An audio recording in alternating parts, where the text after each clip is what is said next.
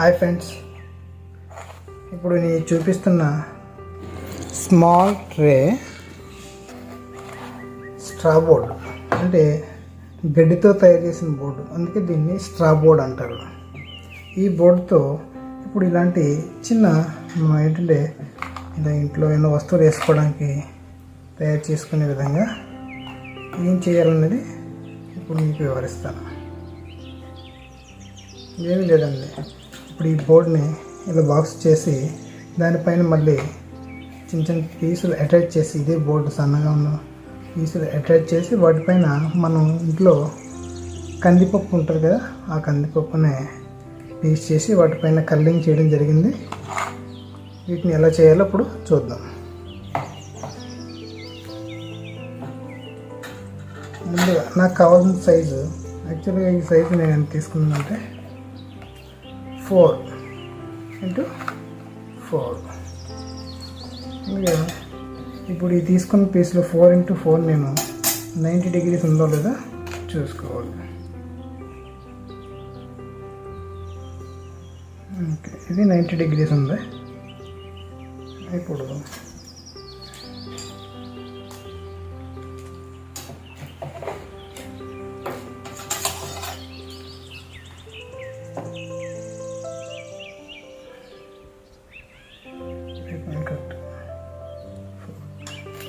లేదంటే ఇలా తీసుకున్నా పర్లేదు. ఇక్కడ నుంచి 4 సెట్ చేసి మళ్ళీ ఇటువైపు నుండి 4, ఇది కూడా 4.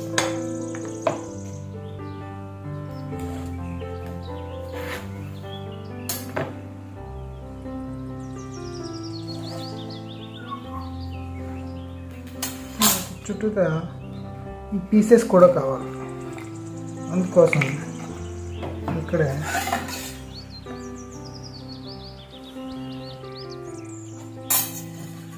తీసుకుని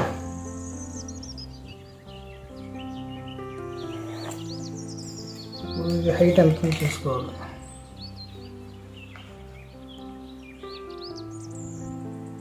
4 centimeters తీసుకున్నాను.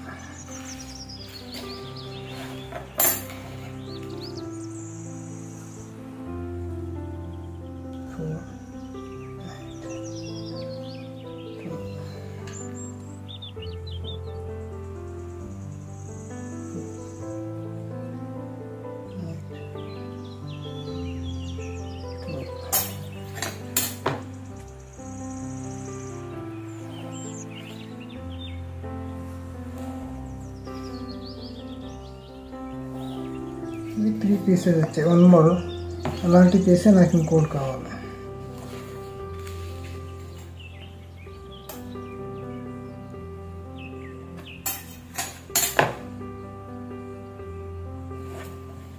ఇక్కడ ఎక్కువ ఉంటే కంటిన్యూ 4 తీసుకోవచ్చు, కానీ ఇక్కడ 3 పీసెస్కే సరిపోయింది. అందువల్ల 4 centimeters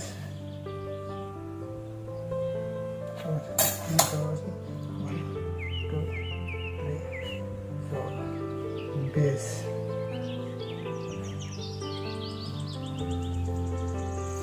ఇప్పుడు మనకు కావాల్సిన డౌన్ పార్ట్ ప్లస్ 1 2 3 4 ఇవి కూడా వచ్చేసాయి.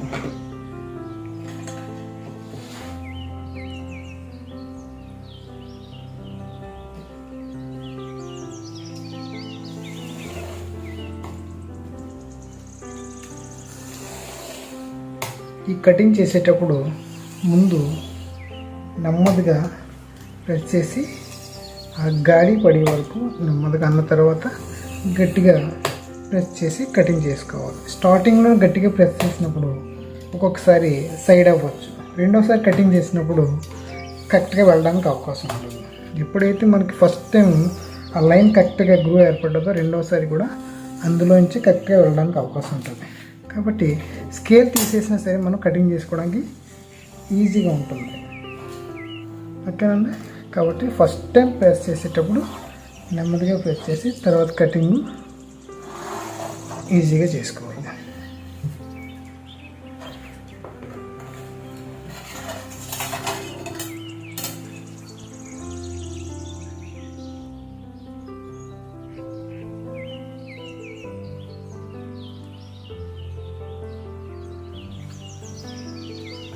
ఇప్పుడు ఈ పీసెస్ నుంచి నేను జస్ట్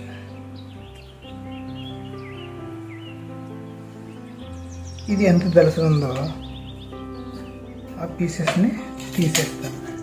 అది ఎందుకనేది మనం పేస్ట్ చేసుకున్నప్పుడు మీకు అర్థమవుతుంది.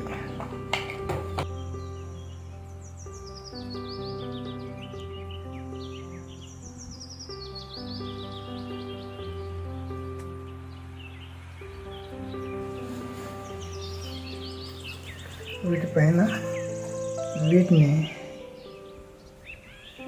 ఇలా అటాచ్ చేస్తాను. కాబట్టి ఈ పీస్ ఎందుకు తీసానంటే ఇక్కడ ఇది యాడ్ చేసుకోవడానికి.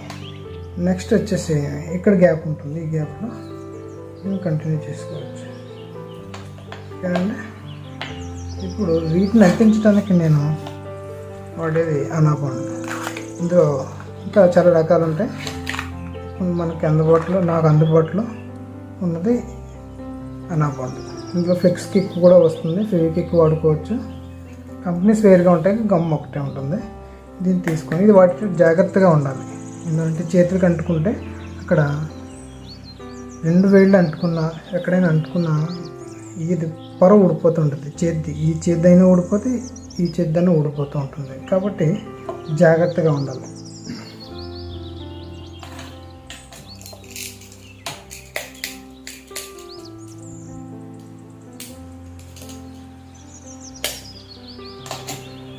ఇప్పుడు దీన్ని అంటించేటప్పుడు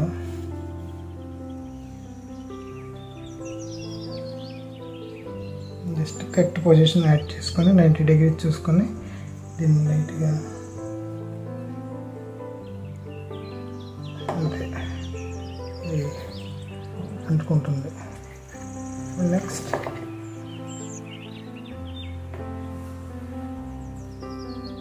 ఈ గమ్మును వాడేటప్పుడు మ్యాక్సిమం మాస్క్ వేసుకొని వర్క్ చేయడం మంచిది.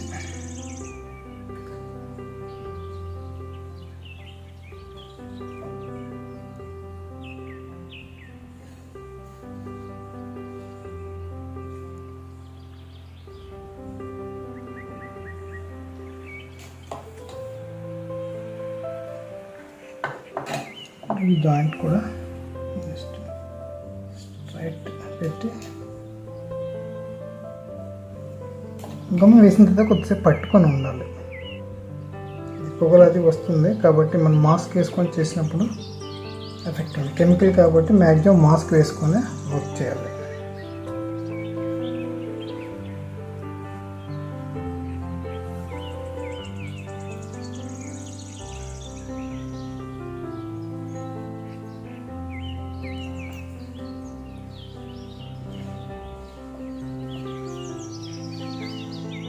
చేతులు టచ్ అవ్వకుండా వర్క్ చేసుకోవాలి.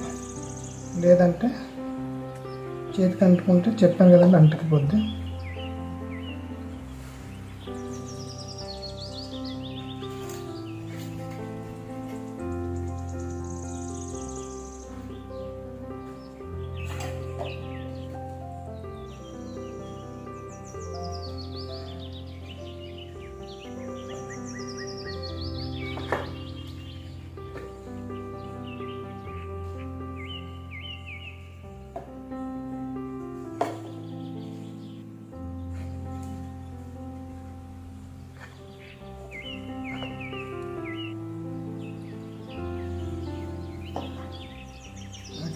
పేస్టింగ్ అయిపోయింది. ఇప్పుడు మనకి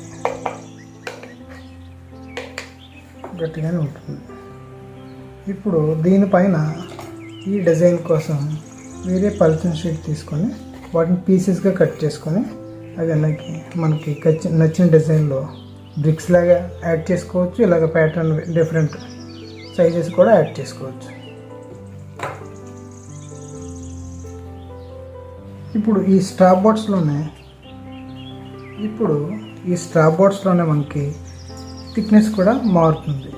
ఇంకా దీనికంటే పలచనవి కూడా ఉంటాయి. యాక్చువల్గా నేను వీటికి వాడింది చాలా పలచిందే ఈ స్ట్రా బోర్డు. ఇప్పుడు నాకు అది అందుబాటులో లేదు కాబట్టి దీనికంటే థిక్నెస్ తక్కువ ఉన్న షీట్ తీసుకొని డిఫరెంట్ పీసెస్ కట్ చేసుకుంటున్నాను నేను. ఇలా కత్తిరితో కూడా చేసుకోవచ్చు. పలుచగా ఉంటే కత్తిరితో కటింగ్ ఈజీగానే అవుతుంది, ప్రాబ్లం ఉండదు. Different sizes.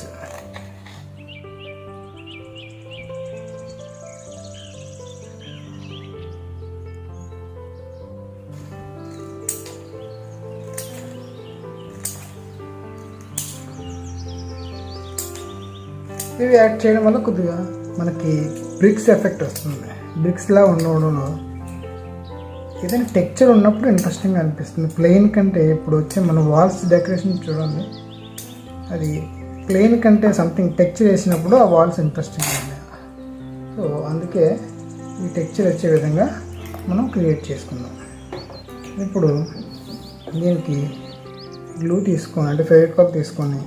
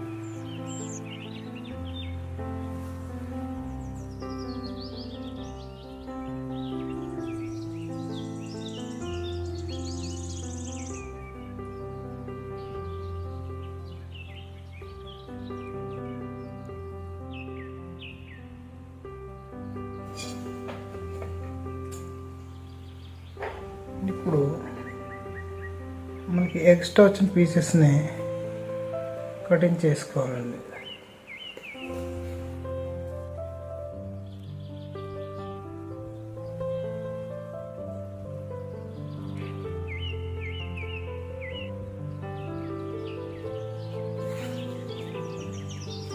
ఓకే అండి, ఈ డిజైన్ అన్ఈవెన్ చిన్నది పెద్దది పెద్దది చిన్నది ఇలా ఉన్నప్పుడే ఓకే టెక్చర్ అనేది ఇంట్రెస్టింగ్గా ఉంటుంది.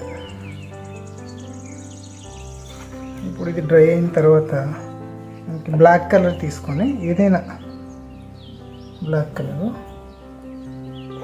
నా దగ్గర ప్రస్తుతానికి క్యామెల్ డ్రాయింగ్ ఇంక్ ఉందండి. ఈ ఇంక్ని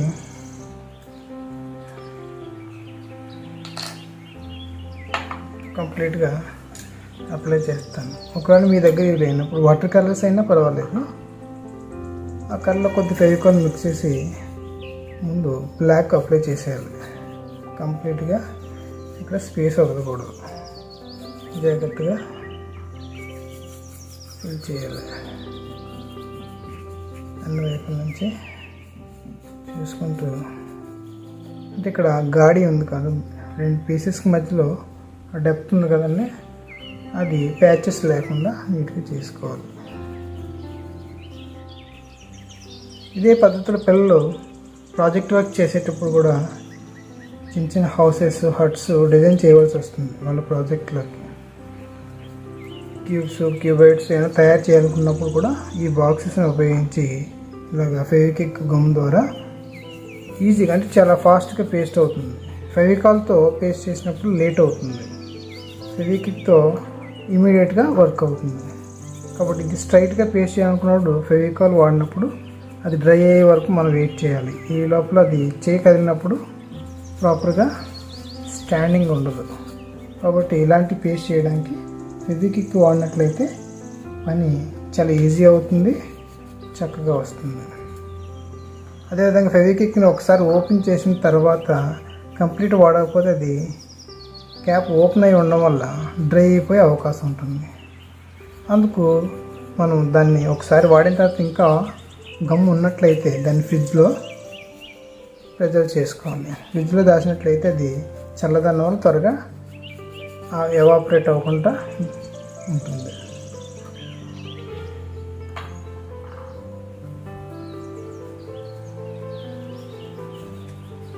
బ్లాక్ కలర్ దొరకనప్పుడు ఏం చేయాలంటే వాటర్ కలర్స్లో గమ్ మిక్స్ చేసి, ఫెవికాల్ కొద్దిగా మిక్స్ చేసి చేసుకున్నట్లయితే అది కూడా నీట్గా వస్తుంది.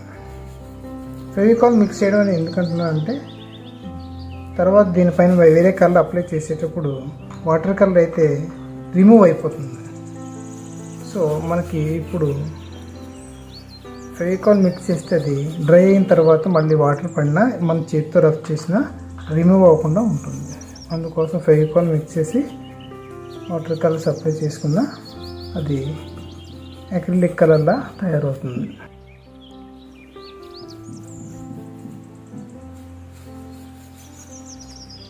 మనకు కావాలంటే ఇన్సెట్ చేసుకోవచ్చు, అవసరం లేదంటే మానేసుకోవచ్చు. ప్రస్తుతానికి నేను ఓన్లీ వాటర్ పోటే చేస్తున్నాను. ఇప్పుడు బ్లాక్ కూడా అప్లై చేసిన తర్వాత దాన్ని కూడా కొంచెం డ్రై అయ్యే వరకు ఉంచుకోవాలి. బాగా కంప్లీట్గా డ్రై అవ్వాలి. మనం డే లైట్లో పెట్టినా సన్ లైట్లో పెట్టినా ప్రాబ్లం లేదు. బాగా డ్రై అయిన తర్వాత కలర్ అప్లై చేసినప్పుడే అది అందంగా వస్తుంది. ఇప్పుడు దీనిపైన యాక్చువల్గా నేను చూపించిన డిజైన్లో ఇక్కడ కందిపప్పు వాడాను. కందిపప్పు వాడడం వల్ల ఈ డిజైన్ వచ్చింది. ప్రస్తుతానికి కందిపప్పు వాడకుండా ఓన్లీ బిక్స్ డిజైన్ ఒకటే చేశాను. మీకు కావాలనుకుంటే బ్లాక్ కలర్ అప్లై చేయకముందే ఈ దాల్ని అదే కందిపప్పుని పేస్ట్ చేసుకొని బ్లాక్ అప్లై చేసుకోవాలి. ఇవి ఏంటంటే నెయిల్స్ అప్లై చేసినట్టు టెక్చర్ వస్తుంది అన్నమాట. మనం ఏదైనా గోడకి మేకులు వేసి కొడితే ఎలా ఉంటుందో ఆ విధంగా ఫీల్ వస్తుంది అన్నమాట. అది మీ ఇష్టం, ఎలా చేసుకోవచ్చు, ఇలా చేసుకోవచ్చు. దీన్ని చేసుకోవడానికి సింపుల్గా కందిపప్పు యూజ్ చేసుకుంటే సరిపోతుంది. ఇది డ్రై అయ్యే వరకు ఉంచాలి.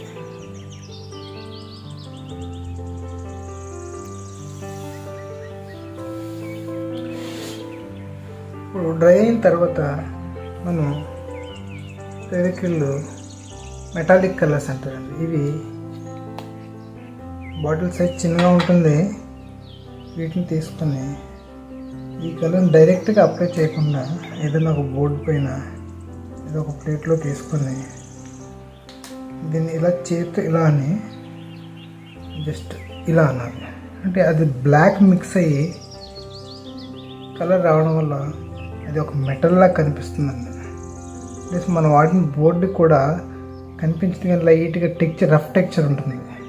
దానివల్ల ఇది ఒక మెటల్లా కనిపిస్తుంది. ఈ మెటాలిక్ కలర్స్ వాడి దీని మీద చేయడం వల్ల అది ఇంట్రెస్టింగ్గా వస్తుంది. మధ్యలో బ్లాక్ కూడా మిక్స్ అవుతూ ఈ గాడి ఉండడం వల్ల అంటే పీసెస్కి మధ్య గ్యాప్ ఉండడం వల్ల అది ఇంట్రెస్టింగ్గా అనిపిస్తుంది. పెయింట్ కూడా అన్ఈవెన్గా ఉండాలి. ఎక్కువ తక్కువ ఉన్నట్టు ఉంటేనే ఇంట్రెస్టింగ్గా మెటల్లా కనిపిస్తుందండి.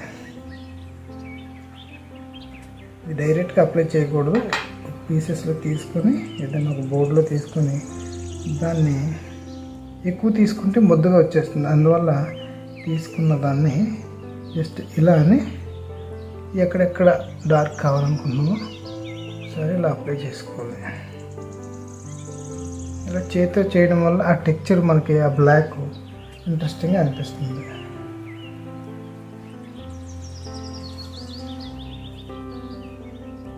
నెక్స్ట్ ఈ విధంగా అన్ని వైపులు మనం ఈ కలర్ని అప్లై చేసుకోవాలి. వీటిలో కూడా డిఫరెంట్ షేడ్స్ ఉంటాయి. నచ్చిన కలర్స్ చేసుకోవచ్చు. ఇంట్లో గోల్డ్, మెటాలిక్ అంటే మనకి బ్రాంజ్ కలర్ అంటే రాగిలాగా ఇంట్రెస్టింగ్గా ఉంటుంది. రెడ్ అంత ఇంట్రెస్టింగ్గా రాదు. గోల్డ్, గ్రీన్, బ్లూ కూడా ఇంట్రెస్టింగ్గా ఉంటుంది. రెడ్ సపోర్టింగ్ అంత ఇంట్రెస్టింగ్గా అనిపించలేదు. మిగతా కలర్స్ ఓకే.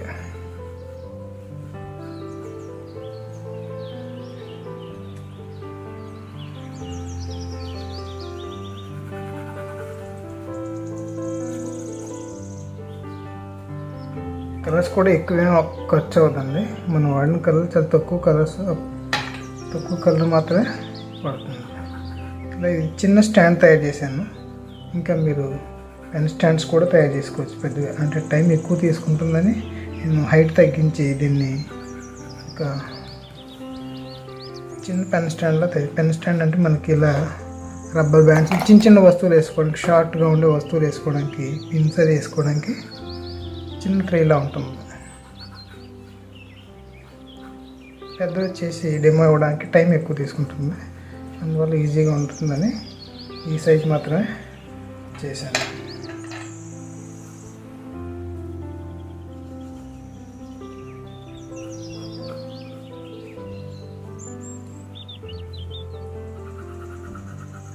చేతి ఎక్కువ ఎలా అనడం వల్ల బ్లాక్ మిక్స్ అవ్వడం ఇంట్రెస్టింగ్ ఉంటుంది. అందుకోసమే ముందు మనం బ్లాక్ అప్లై చేసి, బ్లాక్ అప్లై చేయకుండా డైరెక్ట్ కలర్ అప్లై చేస్తే ఈ విధంగా ఉంటుంది. బ్లాక్ అప్లై చేసినప్పుడే అది మెటల్లా అనిపిస్తుంది.